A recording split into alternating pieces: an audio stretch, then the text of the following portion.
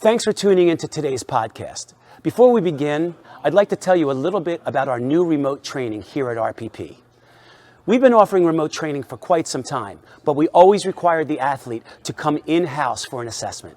Now we can do the whole assessment online and bring all of our services, pitching, hitting, and strength training to your doorstep. So, if you like what we do and how we do it, go to our website at rocklandpeakperformance.com and click on Remote Training in the toolbar. Thanks. The Behind the Scenes Podcast. I'm your host, Nunzio Signore, looking to bring you great dialogue with some of the best in the world of player development. The world of training baseball players has changed dramatically during the past few years, and I'm looking forward to shedding some light here on what's the latest, what's the best, and what's really happening in the world of player development. Thanks for joining me for the ride.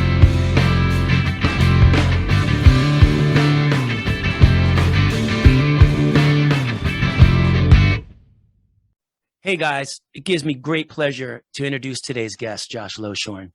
I've watched Josh grow up here at RPP for 6 to 7 years now.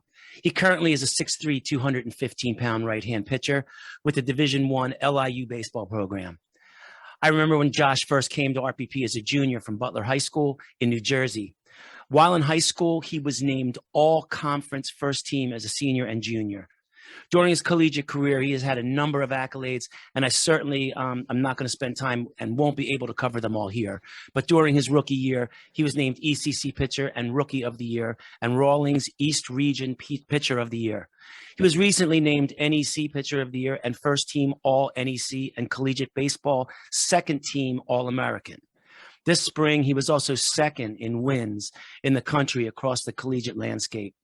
And I couldn't even be more thrilled for this guy because I literally have watched this guy come into my gym since he's 15 or 16 years old and get after it and just watched him develop. Facing him can be a real challenge for hitters, I know, because not only does he throw hard at like 89 to 92, 93, he has many pitches in his repertoire with nearly 40 inches of separation between his fastball and his curveball. His success is not an accident, because he has put the work in. He's an excellent young athlete who I'm really proud of and who is fully devoted to his craft. So with that, we're going to talk with Josh Loeschorn today. Hey, Josh, what's up? How's it going, Nuns? Appreciate you having me on. Absolutely. There's thousands of high school pitchers every year who want to play college ball. Let's talk a little bit about what it's like. You're a computer science major, which probably makes it even harder. But tell me a little bit about your daily schedule during the off season. Take us through a day in the life of Josh Loeschorn, playing baseball in the off and training in the off season while going to school for computer science. So it's pretty jam-packed schedule, especially in the fall. Knowing us, like we like to try to load up on a little more classes and stuff in the fall since we're not playing obviously in the off season. So normally in the mornings I'd either have class normally classes would start around like 9:30 for me. On some days I didn't have morning classes this past semester because I was finishing up my degree, a lot of like later afternoon and night classes for computer science. But either class in the morning or lift in the morning, and then we go right into practice. 11 to 2 is our slot. I know some teams normally do it in the afternoon. We like to get out a little earlier in the fall. And then every day in the fall, I had class from 2 to about 5. So pretty jam-packed afternoon. And then after that, I either grab some lunch, head over to lift if I didn't have lift that morning, and then either homework or in the fall, I was rehabbing a shoulder injury. So I'd be doing PT twice a week at night. And that was a pretty typical day. Get food after, come back to the room, either relax or get some homework done, and then start it all over again. So in regards to those lifts that are early in the morning, I just had Zach Daycant on my podcast last week, and I had asked him this same question from a coach's standpoint. How do you feel? Are you one of those guys that prefers to lift early in the morning, or do you like it in the afternoon? And do you feel like the early morning lifts, it's a little bit harder to pull better loads?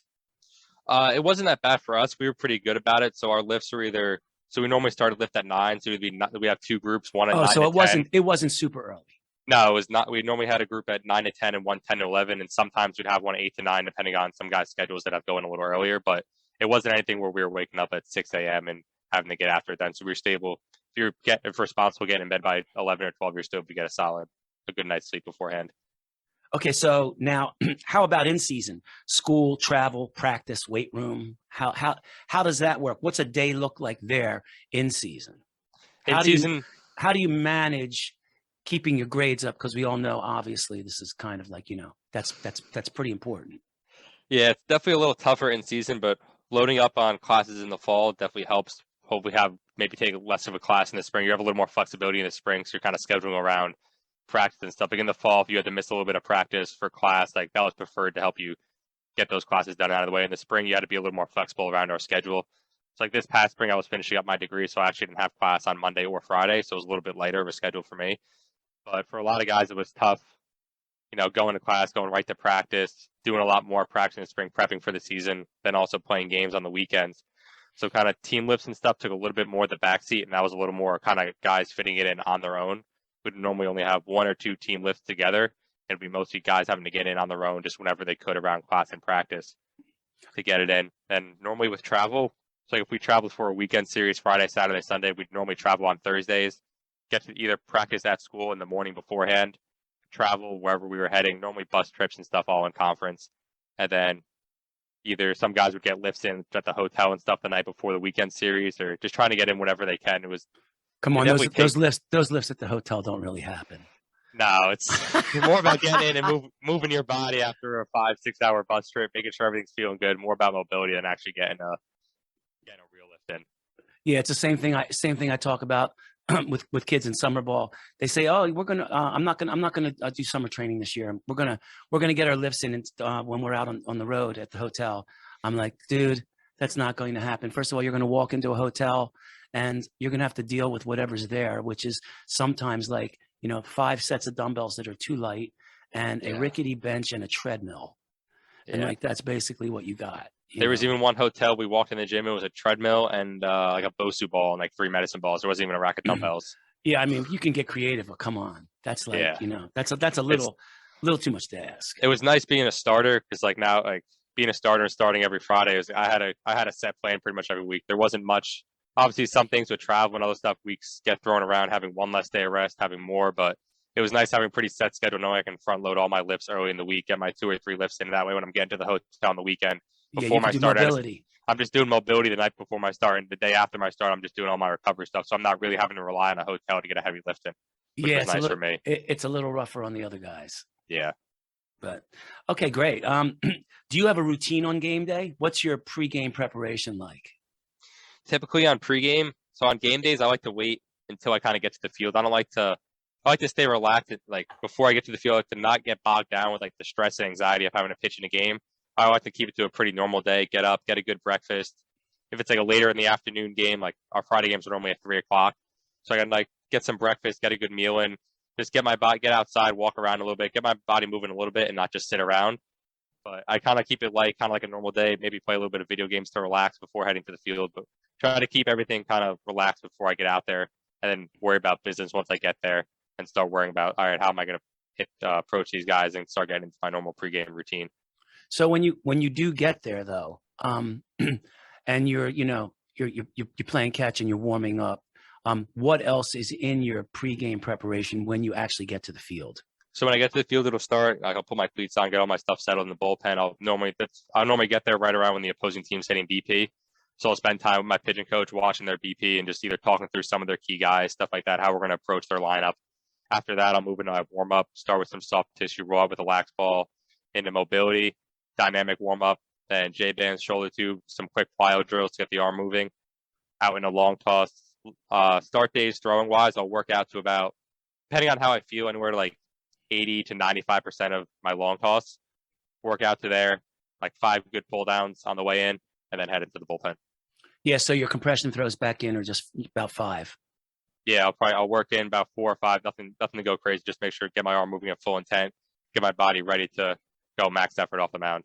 So when you first got to college, obviously when you tell me about your foam rolling and your manual therapy and your lacrosse ball and your stretching, you have obviously came from a place. Coming from here, I know that we really emphasize a lot of mobility work. Do you feel like when you got to school, your ability to move and your knowledge of movement and mobility work gave you a little bit more of an advantage when you first got there? Did you see a lot of kids walking around like they just didn't even know what was going on, and you kind of like you were way in the game at that point? Oh, 100%. Like showing up and seeing like guys not even realizing what they could do with a lax ball, or just hopping on a foam ball, or just to hop on a foam ball, or stretch, do a couple arm circles, grab some J bands, and hop out and throw. It was kind of Right. like a shock at first. I was like, it's like, especially as a freshman, like walking into a new program, a completely different environment, going to college. Like there's a lot of stuff you're worried about, and then you're starting to do stuff like that. It's like not many guys are like, oh, what is this guy doing? Like, what's this kid doing? Like stuff like that.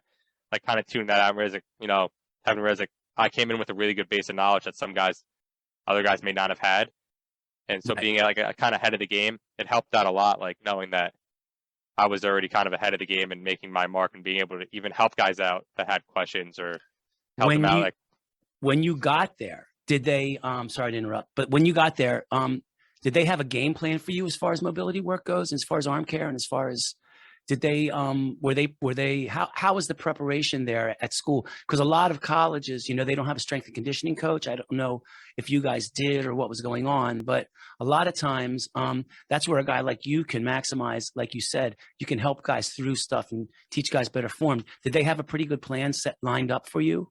so it was a little different when I got there, because when I originally committed to LIU, it was Division II LIU Post. So my freshman year was at Division II, and then obviously we merged with LIU Brooklyn and became Right, Division I One. remember that. So my freshman year coming in, we had a first year pitching coach, so I didn't really meet him much before. Like he wasn't on with the program when I committed.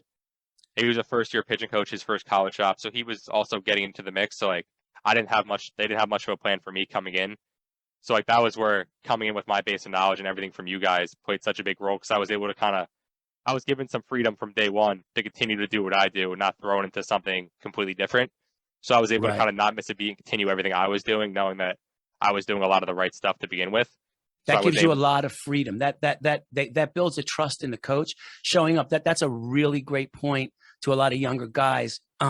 Josh showing up with a good movement strategy and exhibiting proper movement and knowledge of the correct way to take care of his body allows the coach to trust in him to do his thing, and really helps him kind of, you probably were able to more individualize what you want to do as opposed to other guys that kind of had to keep all their ducks in a row and march straight.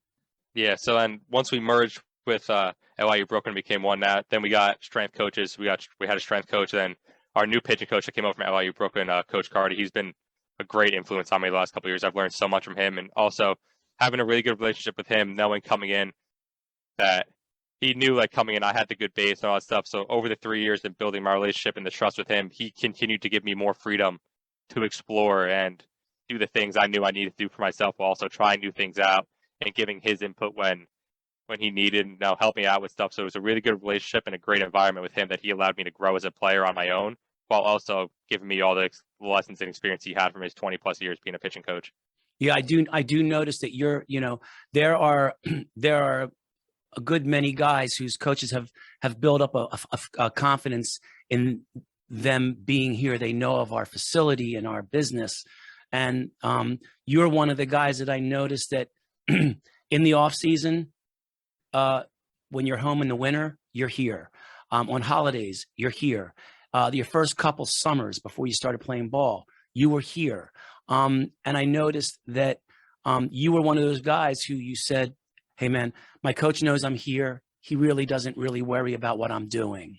That's a really, really great thing to get a coach like that. Yeah, If he's been amazing the last couple of years.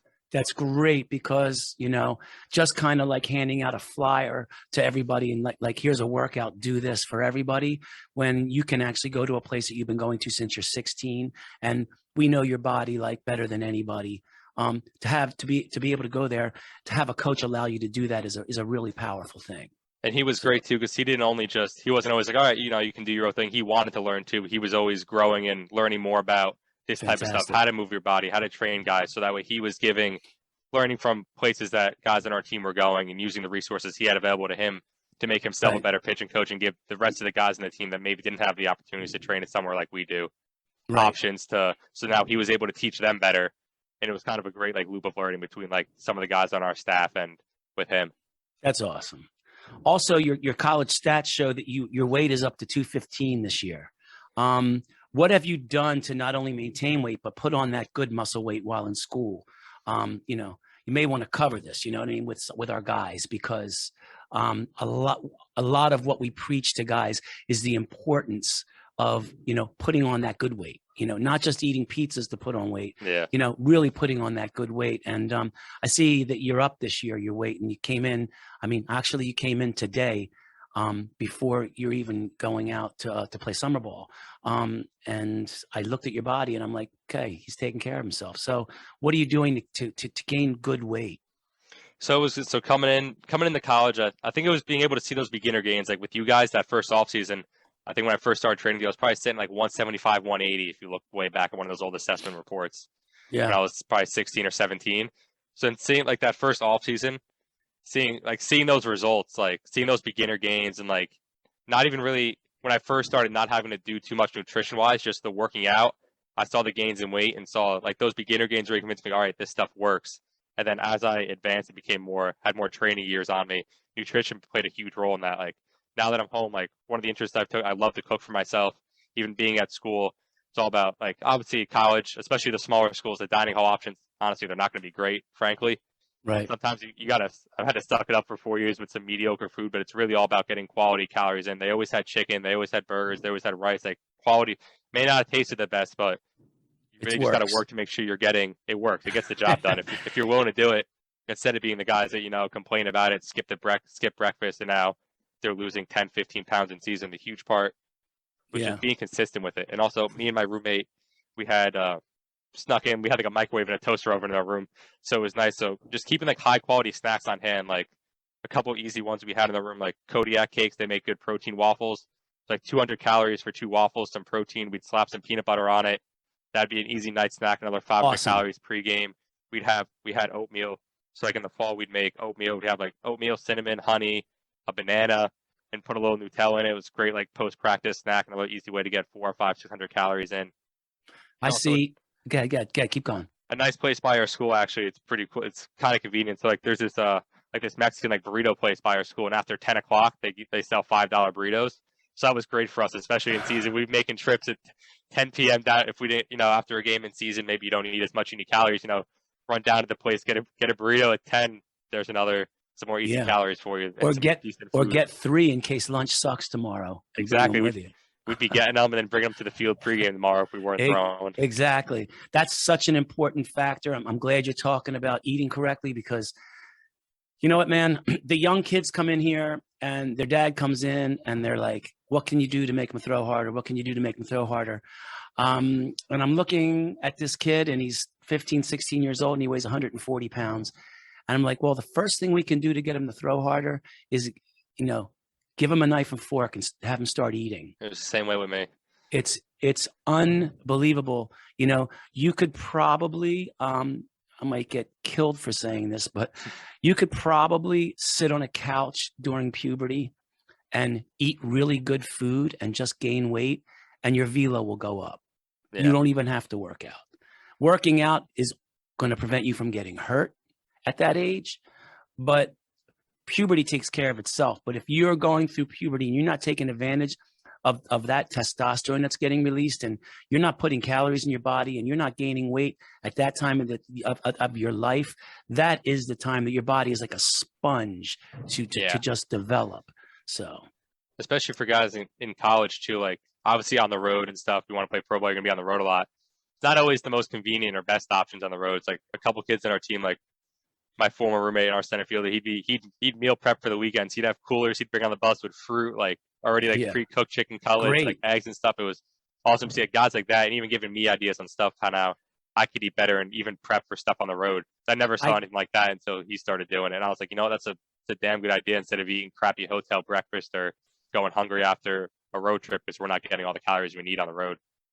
For me, even when I was playing sports, when I was younger, all the way up, I came up with Italian parents who, it's not always about spaghetti and lasagna. My father was a good cook, and we ate grilled chicken and steak, and we had good seafood and a lot of vegetables. And my wife learned how to cook actually from me, and I still say the most important thing an athlete can do is learn how to cook for himself, It's been because unbelievable for me. it's unbelievable. Not only is it make you save a ton of money, right, when you're in college, but you can carve your body up. It's incredible. Yeah, that was one of the first things I did. I got home on Monday from school, was run out to the grocery store and pick up the stuff I know I need while I'm home, for then I cook for myself. And it's also fun. Like, it's enjoyable. You know, you see new stuff, try out new foods, cook them for yourself. It's like another hobby to have outside of, and it's also good for your development. Yeah, you kick on the tunes and you just start going, dude.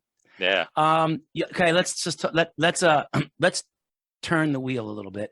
You had a knee injury not too long ago. I want to know if you can speak on maybe other college athletes that are listening that went through the same thing. Let them know, how did that affect you mentally, and what are some of the things you did to stay positive? It was actually three years ago yesterday, I had my knee surgery. And then last year I was rehabbing like a minor shoulder injury. So like, big part of that was definitely at first, especially with the knee surgery, that was the first ever like real injury I had, first surgery. Before you get going, explain how you hurt your knee. Josh came into the season. We had worked on him all off season. He was like a stud. He walked onto the field, and go ahead, explain it. So my freshman year, I was dealing with some on and off like knee pain, but I was still young at that point. Like, I kind of ignored it. I did what the typical 18, 19-year-old freshman in college would do. It's like, oh, like I kind of ignored it throughout the season. Oh, it hurts today. It feels fine tomorrow. You know, it is what it is. Wish I kind of knew what I knew now back then. But so continue on throughout the season. And so the week of the conference championship, I'm scheduled to pitch the conference championship, you know, when we make it that far. And we're shagging BP like a Tuesday afternoon in shorts out at the field, listening to music. And I'm jogging down for a fly ball. I get this pop in my knee. And I started like limping up. I was like, oh crap, you know, what's going on? So like finish off the day of practice, you know, it is what it is. Go and talk to the trainer. She does some knee tests, and not to speak bad about LIU, but maybe missed some things along the line. Said I was fine. I was like, all right, woke up the next day feeling a little better, kind of got progressively better. Threw on a knee brace, told me to wear a knee brace when I threw and stuff. Wasn't able to run above like 40 or 50%. Should have been a pretty big red flag, but I could throw a baseball and I could throw off a mound. So I ended up pitching that weekend in the conference championship. We win. We go to Division II regionals, and I'm preparing for. So we're in the championship, preparing for that start. It's probably about 35, 40 minutes before the game. I'm in the middle of my stretching routine out in the outfield, going through it, and I just finished. I was doing like T-spine rotation, something on the ground. I go to get up, and my knee locked. So my knee got stuck at like a 45, 50-degree angle, and it couldn't move. So I hobble into the bullpen. Like, I couldn't move it. That was it. So didn't pitch in the championship. We end up losing. Season's over. You know, the typical bucket handle tear of my meniscus. I had like a 95% tear that ended up going under for surgery for that a couple weeks later in 2019. So actually 3 years ago yesterday. So to explain how that affected you mentally, and what are some of the things you did to stay positive? So it was definitely tough at first, being like the first real experience that took me out of baseball, like playing that full year. Like, now I'm at home rehabbing a knee injury while everyone's off developing, training, you know, playing summer ball, all that fun stuff. So it definitely sucked at first, and it took me a couple weeks, and even a long, I was definitely down on it for a while. I struggled with it at first, but over time, I come to realize gives you injuries. You know, it's like a forced step back from baseball. It's like athletes get so consumed, especially college, so consumed with being an athlete, playing their sport, like, it becomes your identity to a point. And when an injury hits, you kind of hit that crisis mode, and it did for me. Like, you know, kind of, who am I? Like, what do I enjoy doing outside of just playing baseball? And mentally, it was a completely like unexplored territory. Like, I thought it was, you think it's the end of the world at first. You know, I'm not on the field anymore. But really, it gives you a chance to train and come back better than you were before, and also take the time mentally to explore all your other interests outside of baseball. Really find out who you are as a person, which I think is even better for your career than just continuing to train 24/7. Like, if you fall back and realize, especially at the end of the day, even when you're healthy, going home at the end of the day, knowing you have other interests, other hobbies to do outside of your training, it's going to make you a much more well-rounded person. It'll also make you enjoy your training and your sport that much more. That's what I think happened a lot to people during the pandemic. You know, you couldn't work, you couldn't do what you do. You're sitting around with your family, locked in a house. It's just you and the fam there, and you're trying to figure it out. And you know what? You got to get creative, and you got to actually start looking at other aspects of your life. And I was thinking of that as you were talking. It made you, I guess, dig deep and find out what are some other things that make me happy. Cause I can just see right now that at any given moment, this could just get stripped from me. So I Yeah. need to, this can't be my lifeline, my only source of happiness.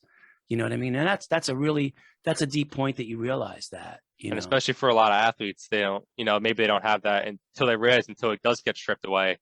They deal with like mental health stuff because, they get so wrapped up in their sport and they get so wrapped up in the performance. I mean, it happened to me for a while in my college career. It's like a struggle to deal with that. You get so wrapped up in training, you get so deep in, these rabbit holes. Like, I care about my career. I want to make myself better. I want to be the best athlete I could be, that you kind of forget, and like your relationships and everything outside of baseball start to suffer because, maybe you didn't realize that all the other stuff is just as important, if not more important, to your performance on the field, and how important that, like, your mental health and how you're approaching things day to day is going to reflect on your on-field performance. Yeah, man. Like, you just said it. Realizing that you have other interests and doing other things that you enjoy are going to actually make you perform better, because there's going to be an overall happiness. You know what I mean? Like when you have a girlfriend or a wife or a family, they say that, two halves don't make a whole, two wholes make a whole. So each of you have to be able to be happy within yourselves before you guys can be happy together. You can't just depend on the other person, and you can't just depend on your sport to make you happy. You've got to be able to figure out what happens if this is not happening. Because quite honestly, the amount of guys that go into pro ball, you're going to have to figure out that sooner or later.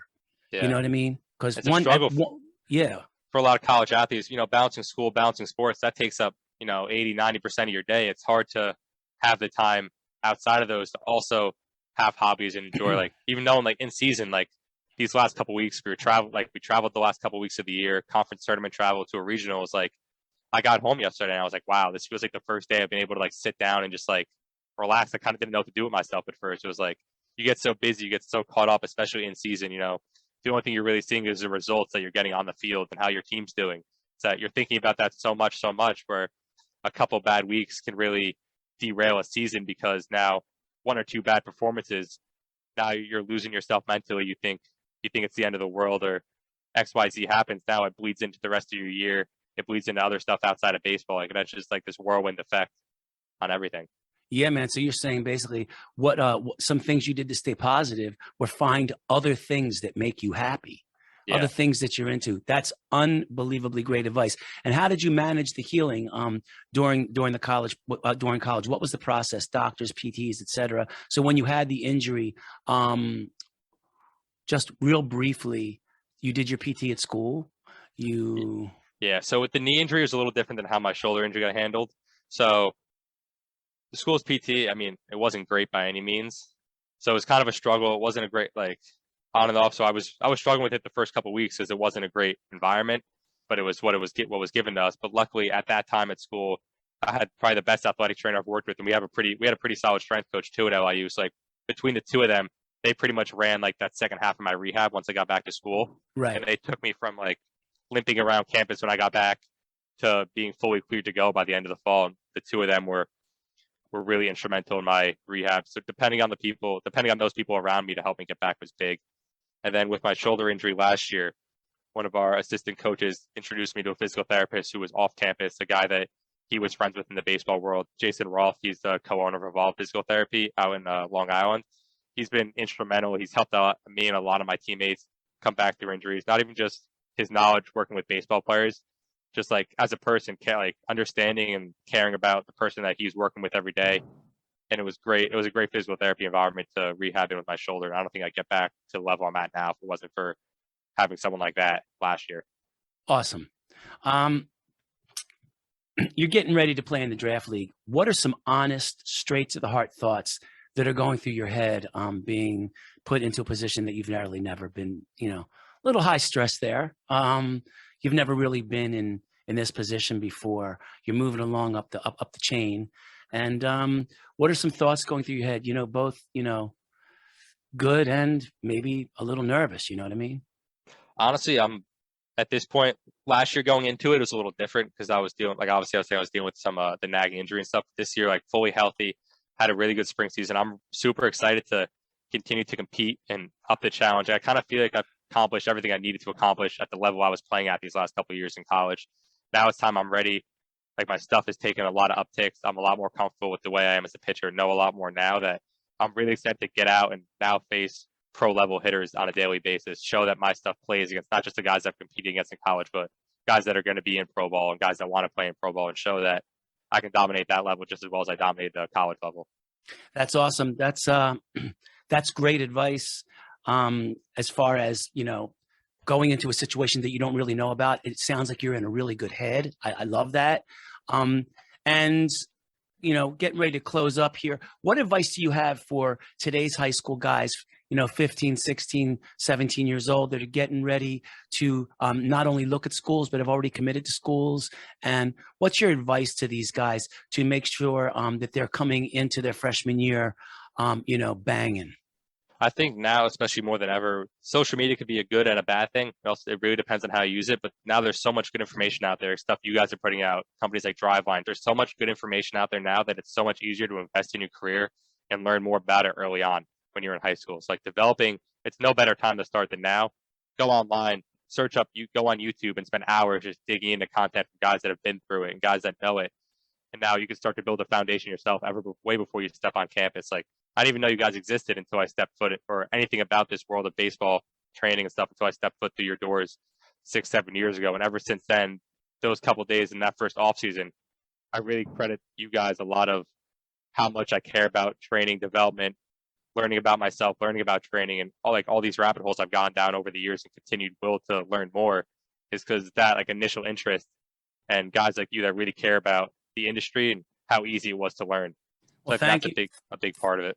Thank you for that. And also, I will tell you, I was watching you in the weight room today, and it's just, I said to my front desk girl, I said, you can just look at the guys that have been here for 3, 4, 5 years. You can just watch them work out, and you can just see that they don't have to have been at my place for all 5 years, but you can see that they've been at a place where they have been taught to move. Like when you watch you move, Jack Brodsky was here today. You know what I mean? There was a bunch of guys here, John Barone, and you watch these guys move and you can see that, wow, this is really good. It makes me, I'm almost like a proud dad sometimes when I watch you guys and I'm like, man, I remember when this guy came in, he was 150 pounds soaking wet. He didn't even know how to do a push-up right. And it's like now he's in here and he's doing advanced PRI techniques and he's killing it. So kudos to that. Kudos to you for that. And I want to thank you for being here today. What's next for you, dude? So now leading up, hopefully heading out in the next week or so down to the draft league, waiting for my team placement, preparing there to before the draft, hopefully get drafted, or if not, sign after the draft for the affiliate team and get my professional career going. If that doesn't work out, then I'm ready to hop into indie ball and start my professional career, whether it's an affiliate ball or indie ball after the season, and just ready to get after it, have a new challenge, ready to see how I respond, see what I can learn from it, and just keep trying to grow as a person and a player. Yeah, and you know what? Indie ball can be a good route. I mean, Danny Wyshansky, right? Yep. Danny Wyshansky, I've been training him since he's 13. He got drafted, had some injury problems, went back, started playing indie ball, just got picked up by the Diamondbacks. Indie ball can be a really, really good venue as well. So don't, some people look at it as like a graveyard. It's really not. Especially for guys like I was a late bloomer, like growing late in high school, even into college, like developing later than other guys around me. And that's another thing for like high school guys too, is like you see, that also comes with the bad of social media. You see so many guys committing early and developing early. It's like, you got to realize, kind of put it in perspective that everyone's going to develop at their own pace. Like I remember being that kid junior high school, like why are all these kids getting Division I offers and I have nothing type of thing, where realized that I was a later developer. I bloomed later. I hit my peak later. Now at the end of college, you can kind of see that you got to develop at your own pace. And some guys need a little bit more time to develop before they're ready for pro ball and indie ball. My pitching coach says it's a great route, especially now. More talented guys are getting into it, but he's like, just be ready. It's a hard route. But we were involved in a social media conversation. It was a couple guys that we were all talking about how, you have these early bloomers who bloom really early at a young age.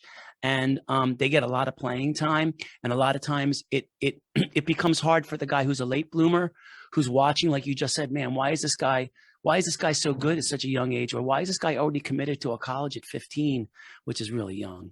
And I'm not. And Eric Cressy responded to my post because I said a lot of these older guys, they rest on their laurels because they've always been good at a young age, and they really don't work on getting better because they just think that they're the best.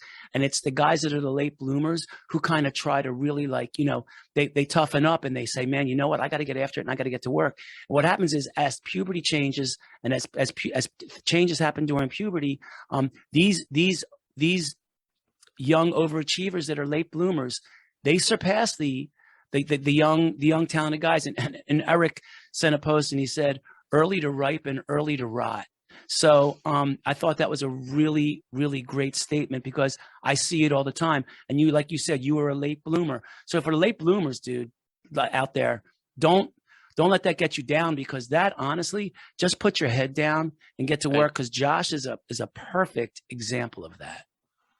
I appreciate it. Yeah, it was definitely a struggle at first seeing it, but now I realize, like, looking back 4 or 5 years later, that it really was a blessing. Obviously, you can't control what your body's going to do, but the only thing you can control is, you know, how you develop and how to take your career into your own hands, which, whether you're an early bloomer or a late bloomer, I can't recommend anything more for a younger athlete. And you know what else? Unfortunately, a lot of times that pressure comes from a dad or a mom who's overzealous and thinks that they're looking at a meal ticket, or thinks that they're, you know, they don't want to pay for college education, which I understand that as a parent, but sometimes they come in and they're so gung-ho on their kid, and I'm looking at their kid and their kid's looking at me, and I'm like, this kid's 14 years old. He doesn't even look like he wants to play baseball. It's like, is he doing this for you? You know? So this is all really, really great information. Once again, we're talking to LIU baseball pitcher Josh Loeschorn. We're wishing you the best this summer. I'll be seeing you on and off throughout the course of the summer.